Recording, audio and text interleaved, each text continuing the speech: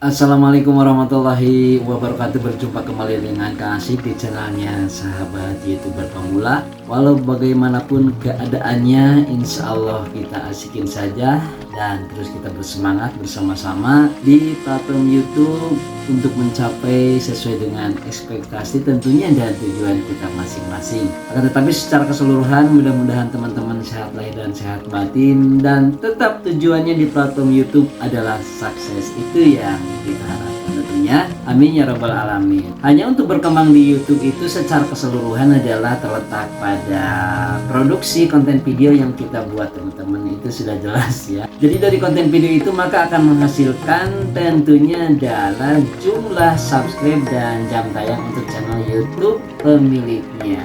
Jadi dengan jumlah subscribe dan jam tayang itulah maka pemilik channel sudah bisa memastikan akan kualitas dari konten videonya yang telah diproduksi tentunya.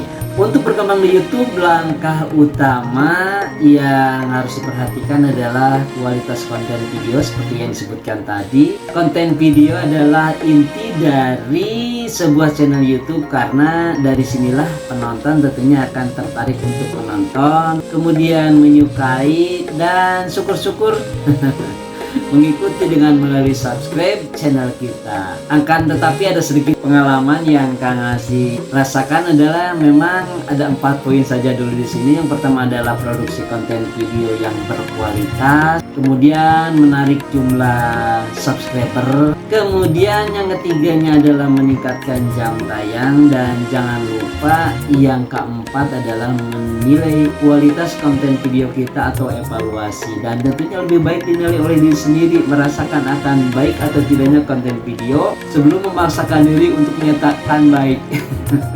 Dan seperti itu. Mari teman-teman kita diskusi bersama tentang produksi konten video yang berkualitas itu nomor 1.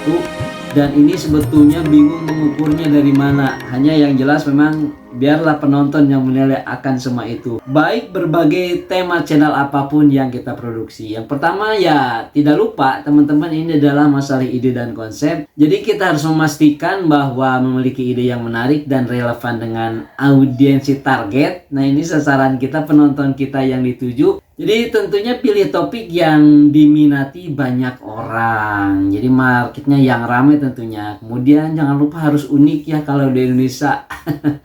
Dan yang intinya adalah memberikan manfaat. Kemudian dalam pengambilan gambar, walaupun misalnya kamera kita ya apa adanya, tapi usahakanlah menghasilkan video dengan kualitas gambar yang baik tentunya teman-teman, jangan asal ngambil maksudnya. Kemudian pencahayaan yang cukup, ini penting juga kadang-kadang. Dan stabilitas gambar. Jadi kalau memang banyak bergoyang juga gambar yang nggak enak dilihat ya ternyata. Kemudian teman-teman untuk audio atau suara juga yang agak sedikit profesional ya. Kemudian jangan sampai ada noise atau berisik-berisik begitu ya. Nah, ini biasanya Kang Asyik menggunakan Audacity ya, yang gratisan. Terakhirnya adalah nih poin untuk konten video yang berkualitas, diantaranya adalah editing. Nah, ini editing Kang Asyik yakini teman-teman pada sudah menguasai, karena ya sering ngoprek ya terutama di HP. Jadi gunakan editing yang menarik atau murah meriah lah, tapi mudah digunakan. Tentunya sesuai dengan selera teman-teman, sesuai dengan kebiasaan teman-teman. Contohnya seperti Kang Asyik menggunakan Filmora. Jadi itu agak sedikit juga biar agak menghangatkan suasana ya, seperti menambahkan musik latar. Cuma di sini suka ada yang ngomong Kang Asyik gara-gara musik itu ada warning ke channel saya. Ya iya, kalau musiknya bukan dari YouTube Studio yang sudah disediakan.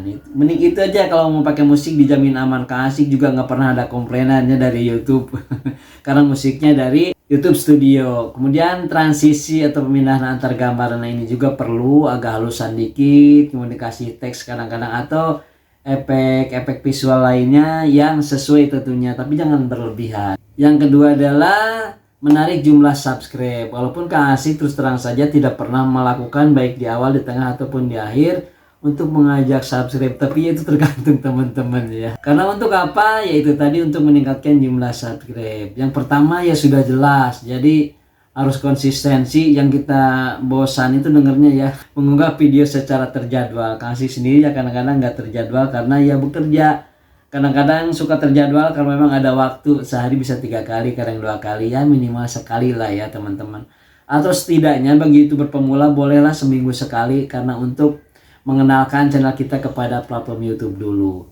Jadi apa tujuannya? Agar audien tahu kapan mereka bisa menantikan konten baru lagi, terutama itu ya kalau memang channelnya sudah diminati. Ini keterlibatan. Selanjutnya jangan lupa bahwa harus ada interaksi. Istilah kata adalah silaturahmi dengan penonton melalui kolom komentar atau komunitas biasanya teman-teman. Jadi tujuannya itu harus kita respon dengan ramah, akan membuat mereka merasa dihargai. Ya seperti kita kalau disambut atau dikomentari atau dijawab oleh channel yang sudah besar kan enak. Jadi seperti gitulah kira-kira ya. Kemudian ini yang tadi katakan Kang Asik, ajakan subscribe juga ya memang penting ya, walaupun itu ya terserah oleh teman-teman. Kalau menurut prinsip Kang Asik sepertinya tidak mengajak subscribe juga tidak apa-apa, manakala konten video kita bagus, menarik dan memuaskan penonton, maka akan subscribe dengan rela hati, dengan tanpa paksaan, dengan cinta. Seperti itu. Selanjutnya teman-teman, biasa thumbnail yang menarik. Karena apa? Thumbnail adalah merupakan gerbang. Jadi gunakan gambar thumbnail yang istilah kerennya adalah catching, wah menarik perhatian mata. Jadi untuk meningkatkan apa? Klik pada video kita, kan kalau thumbnailnya bagus penasaran, ya nggak? Iya kan seperti itu ya. Selanjutnya yang ketiga adalah meningkatkan jam tayang. Jadi jam tayang adalah total durasi waktu video kita ditonton oleh orang-orang, tentunya oleh penonton kita. Jadi untuk meningkatkan jam tayang, biasanya Kang Asik itu ya membuat video dengan durasi yang pas untuk topik kita lah. Ya topik kita maksud di sini adalah seperti Kang Asik adalah channel untuk YouTuber pemula. Biasanya Kang Asik gunakan adalah antara 8 sampai 10 menit ya. Kadang-kadang ada yang sampai 15 menit ya teman-teman. Tapi namun pastikan ini tetap agar menarik penonton sampai selesai, tapi memang itu susah ya. Seperti itu teman-teman, tapi tetap semangat. Kemudian nah ini yang sering saya katakan bahwa kualitas narasi. Jadi kadang-kadang teman-teman videonya sudah bagus gitu, pengambilan gambarnya sudah bagus, tapi nggak pernah ngomong-ngomong, gambar doang, jadi bosen ya nggak. Nah ini sajikan video yang bercerita dengan alur yang jelas, jadi tanpa banyak bagian-bagian yang membosankan atau kalimat yang diulang-ulang. Dan jangan lupa juga ini untuk playlist. Nah, sering dibahas oleh Kang Asik. Jadi playlist itu mengelompokkan konten-konten video berdasarkan rumpunnya, seperti itu. Jadi tujuannya untuk apa? Agar penonton itu tertarik ya teman-teman menonton video-video kita yang lainnya di channel kita, apalagi kalau kita arahkan. Seperti itu. Kemudian yang keempatnya nih adalah menilai kualitas konten video. Menilai kualitas konten video siapa? Ya kita sendiri, evaluasi ya. Istilah kata mungkin muhasabah ya.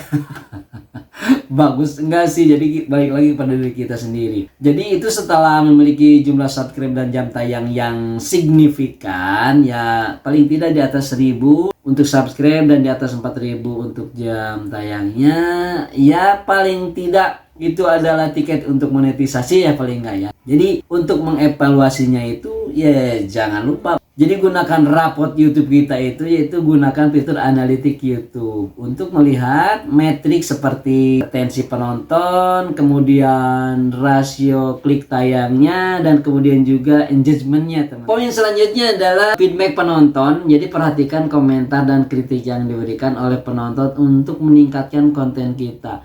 Nah ini kadang-kadang kalau dikritik gak enak banget ya, apalagi kalau memang disitunya agak bully-bully dikit kepada channel kita.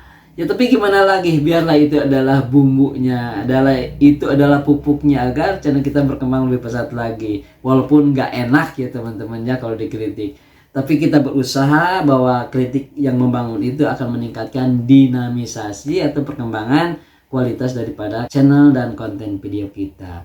Baik teman-teman, sebelum berakhir jadi kita simpulkan saja bahwa jika produksi konten dilakukan dengan baik, hasilnya akan terlihat dari peningkatan jumlah subscribe dan jam tayang. Ini kan sudah dipastikan seperti itu. Jadi dengan begitu kita dapat memastikan bahwa konten kita diminati oleh audiens atau penonton, dan channel kita berada di jalur yang tepat untuk berkembang, insya Allah. Jadi terus terang saja bahwa kunci suksesnya adalah sedikit demi sedikit yang harus dirasakan adalah yaitu tetap teman-teman harus konsistensi, kemudian kualitas dibarengan dengan kuantitas. Karena kualitas doang kalau kuantitas jumlahnya kurang banyak, konten video juga kurang bagus. Jadi harus terus produksi ya teman-teman. Dan jangan lupa adalah keterlibatan dengan penonton kita. Garis miring adalah silaturahmi yang insya Allah akan memperpanjang usia kita. Semoga bermanfaat. Berjumpa lagi di konten video berikutnya. Wallahul muwaffiq ila aqwamit thoriq. Assalamualaikum warahmatullahi wabarakatuh. Jos.